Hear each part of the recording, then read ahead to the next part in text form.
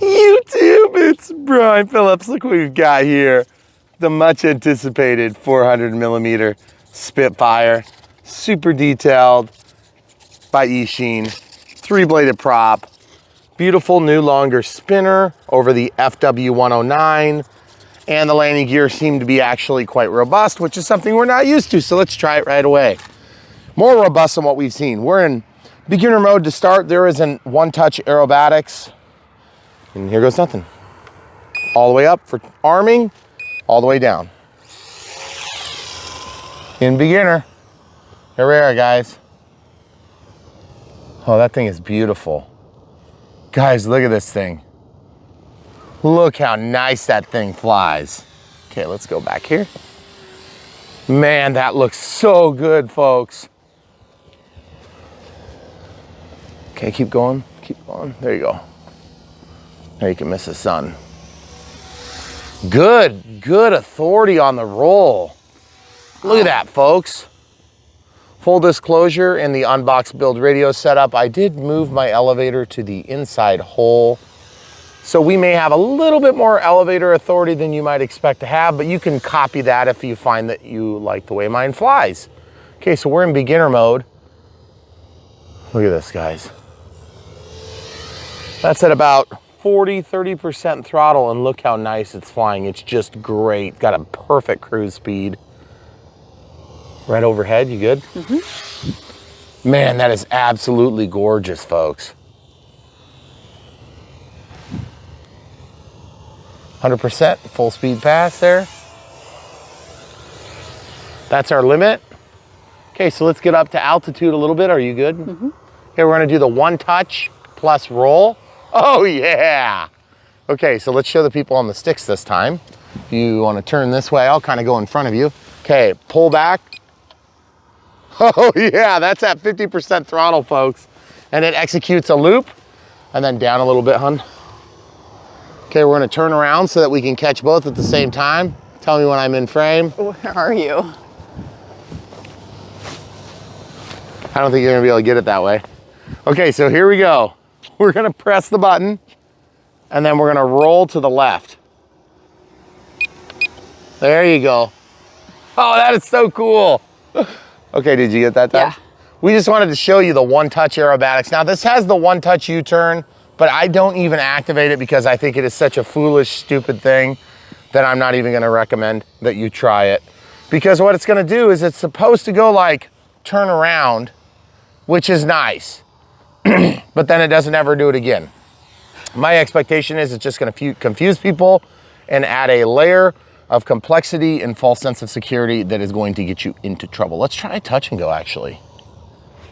Woo! Maybe not the best touch and go I've ever done in my life. I'm gonna come back toward me. Thank you, perfect. Ooh.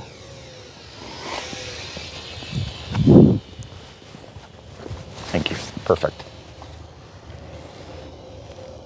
Okay, here we go, right on our feet.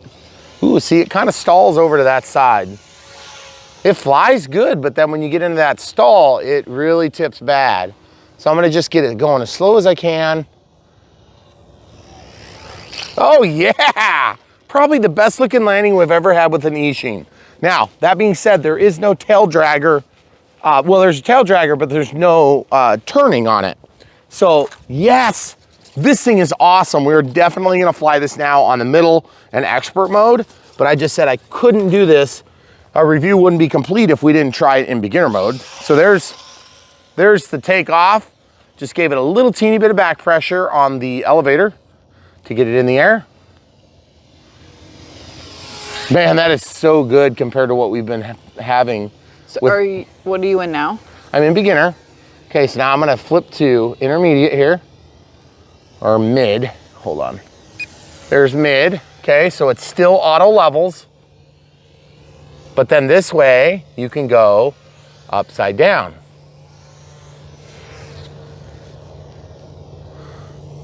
Man, that is so good. Yeah, it is.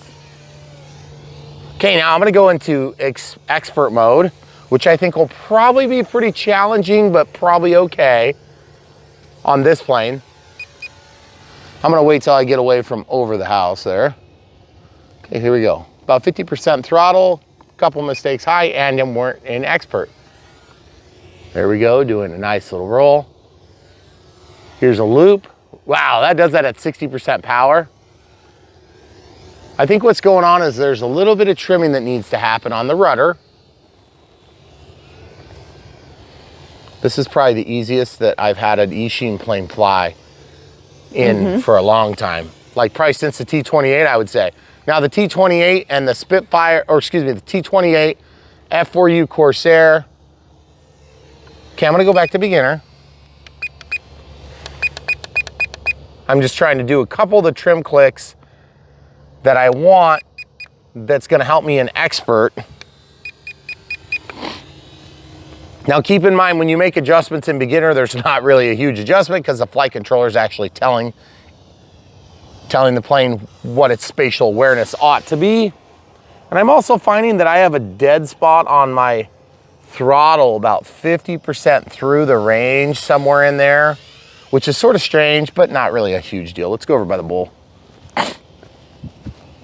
Guys, it's been a busy couple of days for us. Perfect. I'll try to stay in the sun here. Look how gorgeous that thing looks.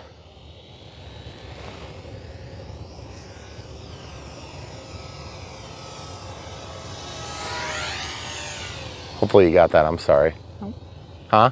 I did not. Let me zoom out a little bit.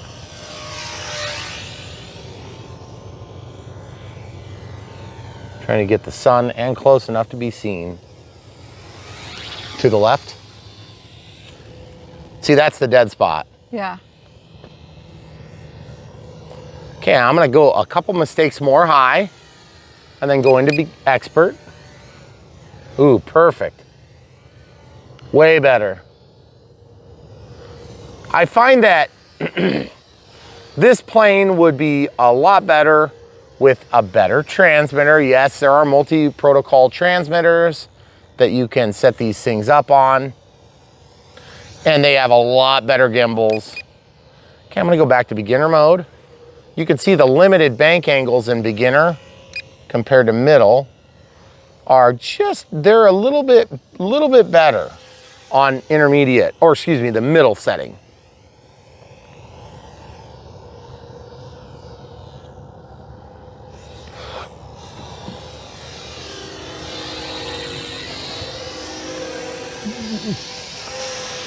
Okay, so in beginner, let's see if we can land it on the sidewalk here. Well, I didn't quite make the sidewalk, but I feel like we're losing a little bit of juice, so I just put it down.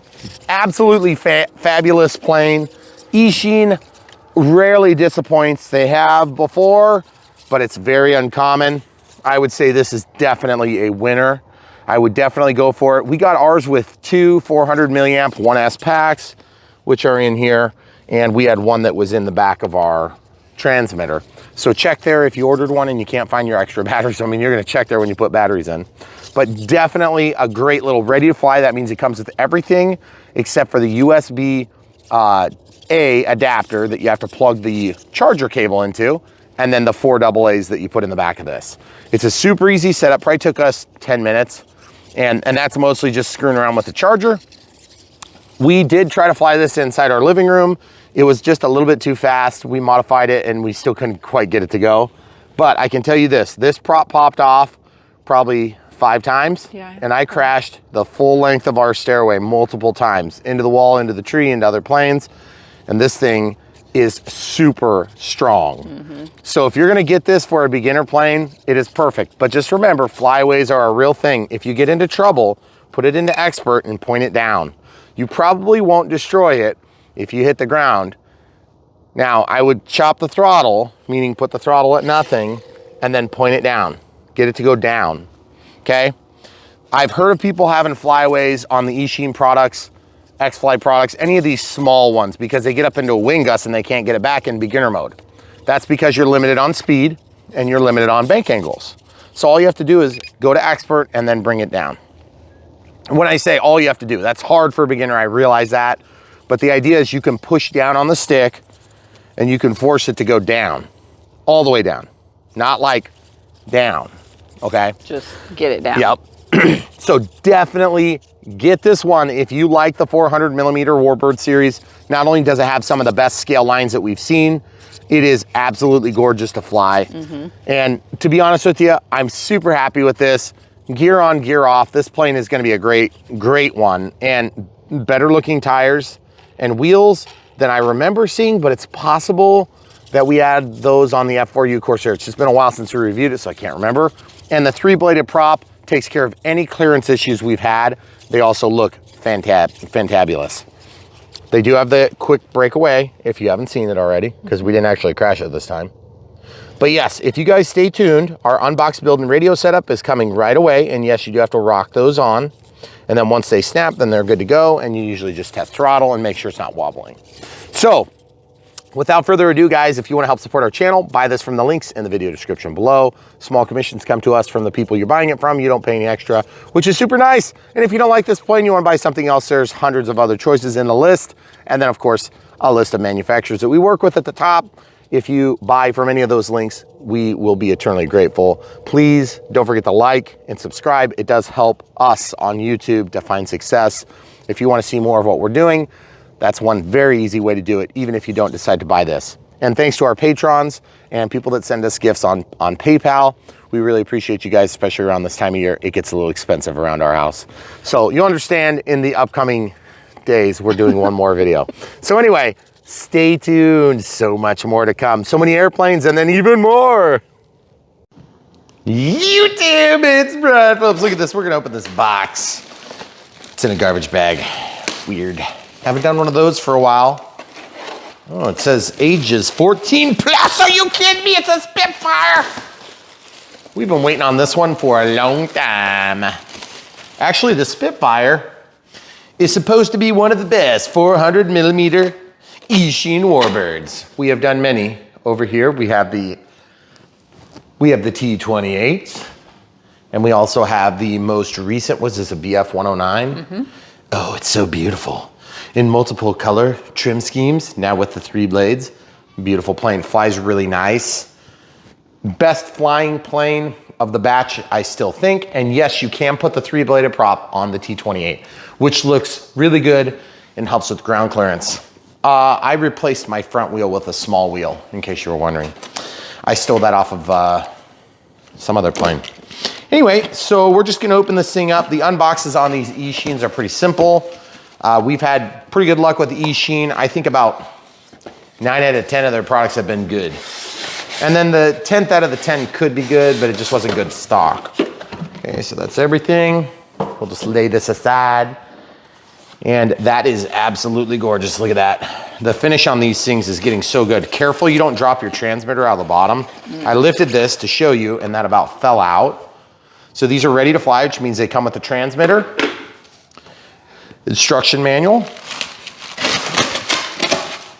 2 props, quick release props, landing gear, USB charger. You do have to provide your USB to wall adapter, which is one of the ways that the Chinese manufacturers save a few bucks. And you also have to provide your own AA batteries for here in the back of this transmitter. And every once in a while, you'll find one of these hiding in there. These are the provided 400 milliamp hour packs. They're either 380 or 400, or sometimes they're 420, sometimes they're 500 when they're bigger planes. But we've seen on these Warbirds that they've been about 350 or 400 most of the time. Okay, so just peel the tape back.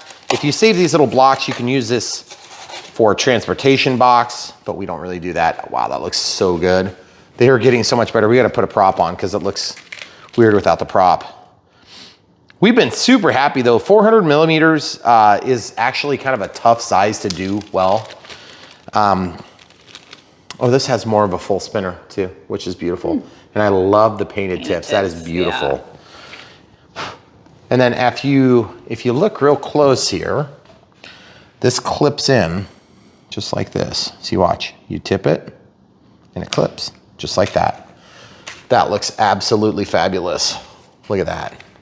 Wow, love it. And then this is nice and bendy, but then it's got nice support here perfect dihedral, which just looks absolutely right. The scale lines are probably 90% there. I feel like this canopy is maybe just a little bit off. But in terms of scale looks, absolutely gorgeous. No steerable tail wheel, obviously no retracts, obviously no flaps, but we do have ailerons, elevator, and rudder. The rudder is real thick, which is one of the things I don't like about the looks on these. The elevators seem to be a little bit better, but they are just a pinch hinge, meaning they take the foam and they pinch it in the mold. And so that's how they make the strength. So it has to be so thick or it would just break. So the build on these is super, super, super simple. If you want the landing gear, you pull them out of the bag and they are getting so much more beautiful. Look at this. That is awesome. Look. What's even like a little It's got a little wheel and everything. That is so cool. Look at that. And it's kind of squishy. I don't think it's gonna be squishy enough to really do much of anything on this plane. It would have to be very soft to help with landings. Okay, so this goes into here, just slips back.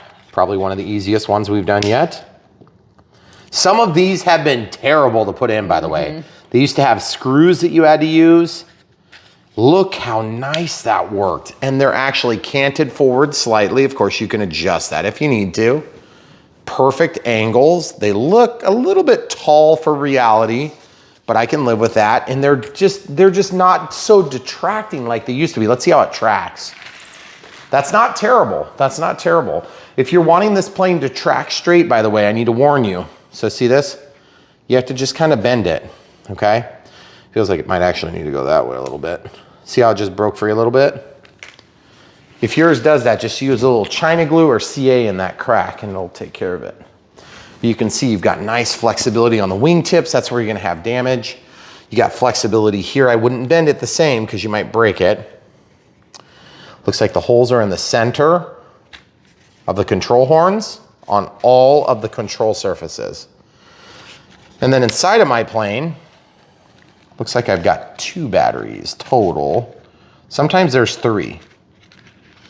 So you gotta be real careful, and it can be kind of challenging to get those out. And they also give you another adapter for your prop. This would be slid straight onto the prop shaft, okay? I believe that might screw on at the end, so I'll keep that as well. If you're having trouble, if you don't have a tool with you, you can just grab another battery, go between the leads, and then sometimes I can get those peeled up like that. Because if you're at the flying field, you don't have your keys in your pocket or whatever. So it looks like I've just got 2. We have had planes from Eachine where they're falling back in the back of the fuselage. So make sure you check. This one's blocked, so it can't get back there. Okay, so that is just absolutely fantastic. I love the way it looks. The scale details are just super good. This is actually a molded and painted detail. It's not a plastic piece to break off. Everything that you see on here, with the exception of the wheels, is painted and molded. We even have some beautiful panel lines. This is not what we're used to from Eachine even. And I love it. Really happy with that. Okay, cool. So now that we're done kind of observing the details, we're gonna talk about the transmitter. I believe this plane has the 1 key turn around. They've kind of changed their, okay, we have aerobatics, but I don't know if this has 1 key turnaround. If it does have it, just disregard it. It's a waste of time anyway. Oh, good. Who wants a folding manual?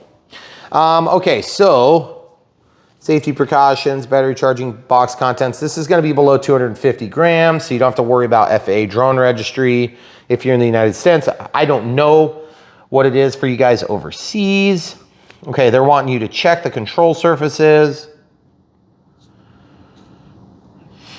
Okay, and then you can make adjustments on these little things, which is nice. I don't remember if those were on the other ones. All of them, nice. So you can center your control surfaces so that they're square. This one's pointed just a little bit up, but we'll turn it on first and see how that looks. That's your mechanical trim. And yeah, they have the 1 key U-turn activation, which is right here. This one. That is really hard to see in that picture. That's not functional, so that doesn't do any trim. This is Aileron Trim. Okay, we do have elevator trim X pilot switch. Okay, so that basically puts it to expert where there's There's no stabilization or auto leveling. It just does what you tell it. The middle is, I believe it gives you stabilization, right? Soft gyro. And then toward me is the beginner mode, which is gonna be when you let go of the sticks, it's gonna level the plane, okay? So I found that, actually I think the middle setting will also auto level for you on this line, but then it allows you to flip upside down. So it doesn't limit your bank angles. Whereas in beginner, the plane will not be allowed to flip. You'll go up like this, and instead of continuing onward into a loop, it'll stop. And that's to help prevent you crashing easily. But these are very easy to fly. If you are not a pilot, you can fly this plane more than likely, but I know how to fly, and I do. So knowing the controls, elevator back or up, makes the plane go up. Elevator forward or down makes the plane go down in the pitch axis. So this controls your pitch axis on a mode 2. This is called a mode 2. This is your roll axis, left and right. So when you roll this way, this aileron's gonna go up and this aileron's gonna go down, and they're tied to one control, which is one servo. There's also one servo on your elevator and one on the rudder. And then this is your yaw control. So when you move it like this, it's gonna wanna yaw the plane on a flat plane. Yaw right, yaw left. So when you move it this way, that rudder's gonna go like this. When you let go, it's gonna go like that, and so on and so forth. So we'll demonstrate in a minute. You do have to put the batteries into this yourself, which is no big deal. So we're gonna do that after we get this charging. So let's go look at our charger. So in order to get these things charged, they take some time if you're using the provided charger. Most people that are into these little 400 millimeter warbirds are gonna have more than one of them. So you probably have a multitude of these little chargers. This talks about the input and output. So on the input, it says 5 volts at 0.5 through 2 amps, okay? So the reason you need to know if that's appropriate is you can take a variety of different wall chargers or maybe your cell phone charger, your tablet charger. This one's from Asus and it says 5.2 volts at 1.35 amps. So if you take 5.2 times 1.35 out, you can figure out the wattage, so that's the power. In this case, this is talking about 5 times a max of 2. So this is 5.2 times 1.35, so we're still less than the wattage that would hurt this. So we're okay to use this. Now this is for a Wise cam that we're not using right now. That's 5 volts at 2000 milliamps. So that is at 2 amps, okay? So 2 amps is equivalent to 2000 milliamps. So it's 2000 amps. That's what 2 milliamps is. So this is the max you can charge at. If you go any faster, then you run the risk of overcharging the battery or maybe damaging this circuit. I wouldn't worry too much about it. There's a little flicker of light when you first plug it in. I'll flip this around. See a little flash? I don't know if you could see that. This is normal. Watch this. See the flash? That's normal. Did you see it? Mm-hmm. Okay. Nope, you gotta go the right way. Nope, you didn't. Okay. So we'll try to get the camera so you can see it. This is normal, guys. Okay. Oh, you guys aren't gonna be able to see it. Yeah. That's all right, it doesn't really matter. The whole point is, I'm just saying if you see a flashlight, no problem. Okay, so this is a Molex connector on a 1H or 1S connector. They are keyed, so they'll only slip in one way. Then the red light comes on. See the red light? Mm-hmm. Okay. So show the people the light. When you disconnect, see how there's a red light? When I disconnect, it shuts off. When I plug it in, it turns on. When that light goes off, your battery's charged. Okay, so when you're looking at these little 1S packs, one cell in series, that's what series, 1S, one cell in series, which is a stupid way of saying it because it refers to the same thing in this pack, which is a 6S, 6 cells, not 6 cells, 6 cells in series. Because sometimes there's 4 cells, 2 of which are in parallel and 2 more are in parallel. And then you can add or multiply the voltage depending on if it's in series or parallel. So this, for instance, is a 3S. This is a 1S. This is 3 cells in series. Not to be confused with the C rating, which is 30C, 5C max charge rate. So now there's two different C ratings on this battery. The C rating, the 30C, has to do with the discharge, meaning how fast you put it into the plane or a helicopter or airplane, whatever it is, car, okay? 5C refers to how fast you can put it back into the battery.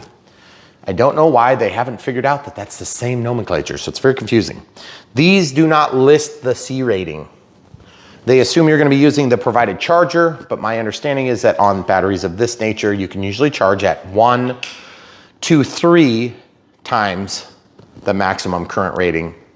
So in this case, this would be a 400 milliamp hour, so you could charge this at 1.2 amps or 1200 milliamp hours, okay? So what we're gonna do is we'll pull out another type of charger that you can use. These things are really nice.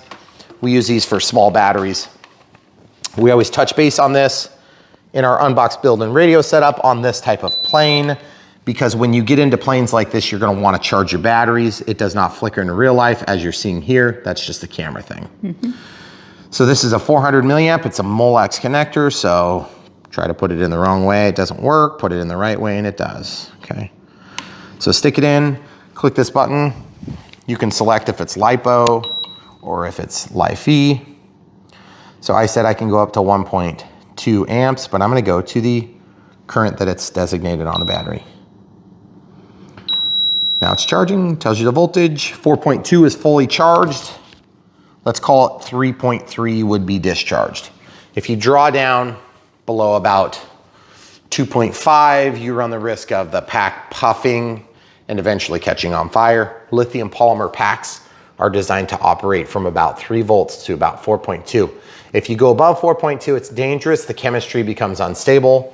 If you go below about 2.5, your chemistry again becomes unstable. And so the discharge on a chart is gonna start up here at 4.2 and it's gonna go like this, like this, like this, like that. So it drops really quick. Just like if you had a lithium ion in your drill and you can drill and drill and drill and drill and drill for like a week, and then all of a sudden when you really need it, it dies. So that's the way that works. If you guys have questions about batteries, there's 2 safety factors in flying that you need to be aware of. One is prop clearance. Keep your hands away from the props. Keep your throttle stick down. Use throttle cut if you can. Throttle cut is a switch on your transmitter that you can use to protect yourself if you were to bump the throttle when it's on a lanyard, for instance, or if you turn it on while the throttle is all the way up, then the plane won't take off on you. The second is lithium polymer packs. So you need to be a little bit careful with those. Charge them on a hard surface. This is like a granite surface. If you had a Formica tabletop or countertop, what I would do is just get like a cookie sheet, set your stuff on there. These batteries, if this caught on fire right now, it would only burn so hot for so long before it, try to catch something else on fire. The idea is to keep the ignition sources away, okay? So you don't need to live in fear, you just need to live prepared. If we had a fire, there would be a lot of different combustible materials. You just wanna keep things separated from batteries. And then the biggest rule of thumb when you're charging LiPos for safety is to just be around. If you're in the kitchen cooking or getting snacks ready or whatever it is, you can charge it while you're there. Or if you're in the office working on the computer, you could plug it in and lay it on the desk next to you if you have a real close eye on it. But the thing is, if you don't have a really close eye on it, put it on a hard surface, because if that were to start puffing up and catch on fire, it would burn out in about probably 2 seconds. But it would still be scary and it would still smoke up the whole house.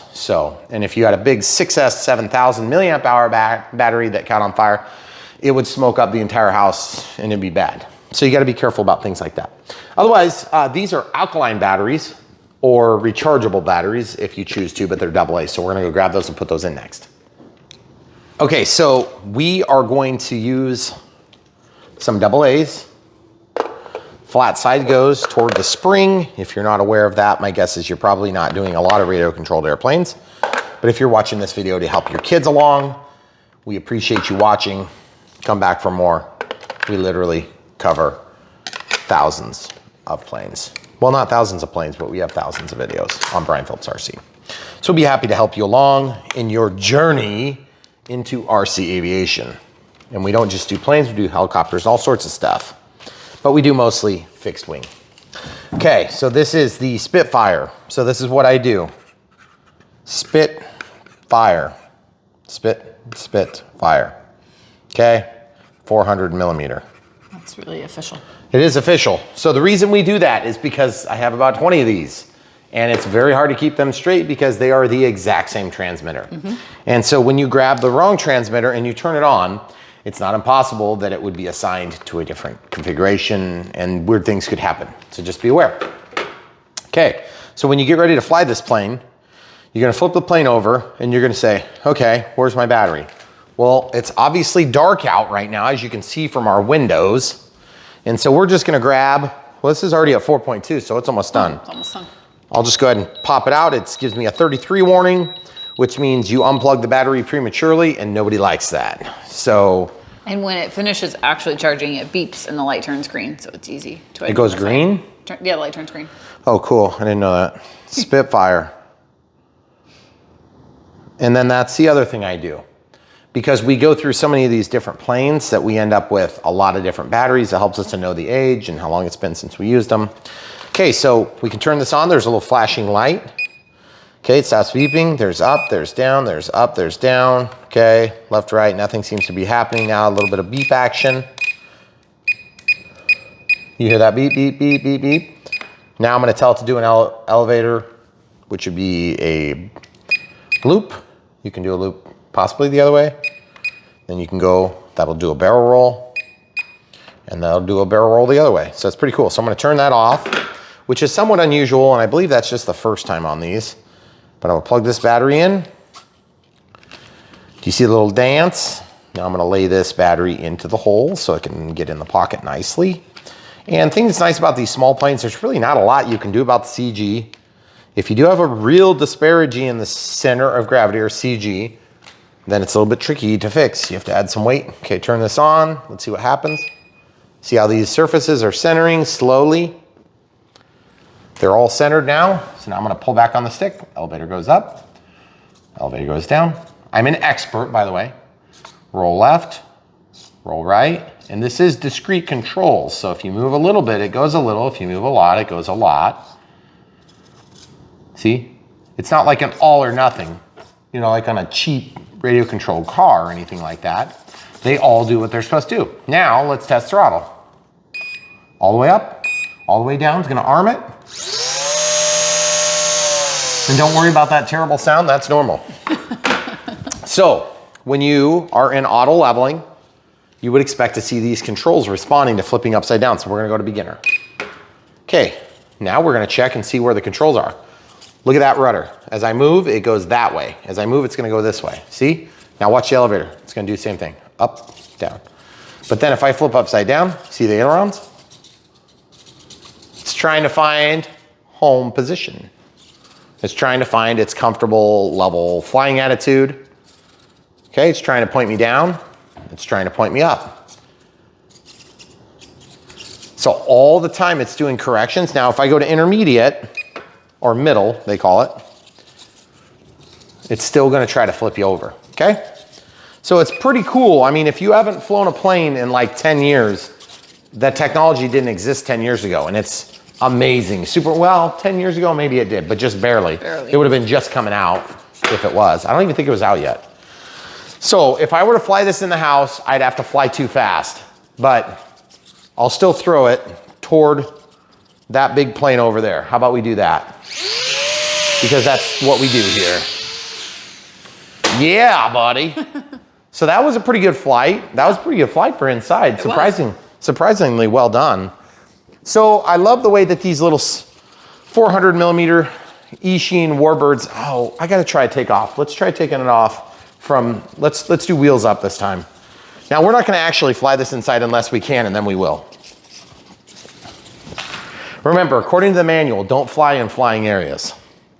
Correct. That's what they say. I think they mean airports. And yes, don't do that. I don't think I'm gonna be able to wheels up off of this. Oh yeah, baby. Oh. Yep, it did work. So just to be clear, if you had like a really expansive living room, you could probably do it, and our cat likes it. Oh boy, what do you think about that? So I'm really excited to fly this. but I just don't think it's gonna work inside very good. So without further ado, guys, you know how to do it. If you wanna help support our channel, the best thing you can do is obviously watch, like, and subscribe, and then buy these things when you do like them. If you hate this thing and you like the T28, just buy that instead. We have links in the video description below. Just scroll down, you'll see what you're looking for. And if you don't, leave a comment and I will help you find it.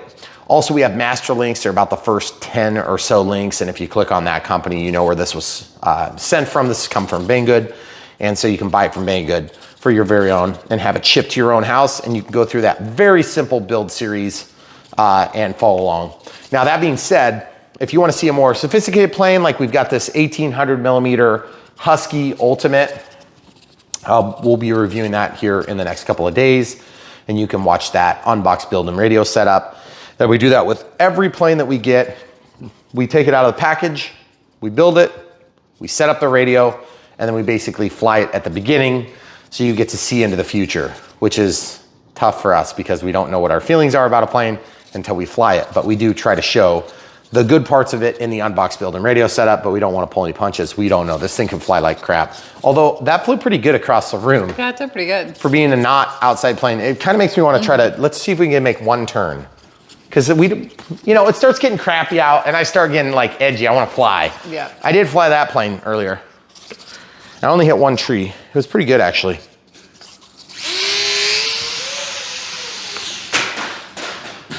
And that just shows you how intense it was still falling. Still falling. Okay, so you stay there. I'll get it. It went all the way down the stairway. Of course it did. Did you hit the trim? So you went all the way? No, it's okay. It lives to see another day. Of course. So I can tell you this from experience, guys. When I started flying 7 years ago, this plane would not be in one piece, guaranteed. It would be destroyed after something like that. Which this isn't designed to fly inside. No. You know what's next, right? This is where I try to make it so I can't fly it inside. So we'll pause and come back. All right, so we couldn't quite get it to slow fly well enough. We made some split flaps in honor of the Spitfire. Now I'm in beginner mode. Just be mindful. I moved my elevator to the bottom hole from the center hole. Okay, so it's gonna give a little bit more output.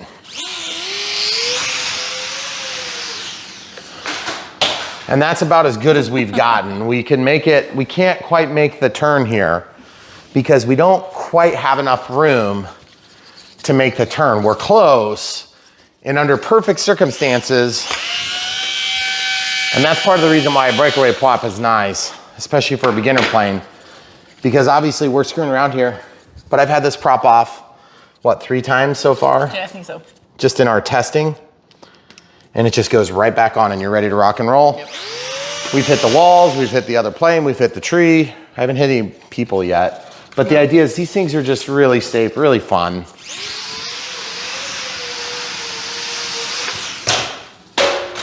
There you go, guys. I mean, can you get a worse crash than that? This is so cool and so much fun. And if you have a big enough living room, believe me, you'll be annoying your wife or significant other for many, many hours to come if it's crappy out. So without further ado, we're gonna sign off now. Don't forget to buy one from the links in the video description below. The small percentage of the proceeds helps to support our channel and we appreciate you. Stay tuned, come back for more. Thanks for watching.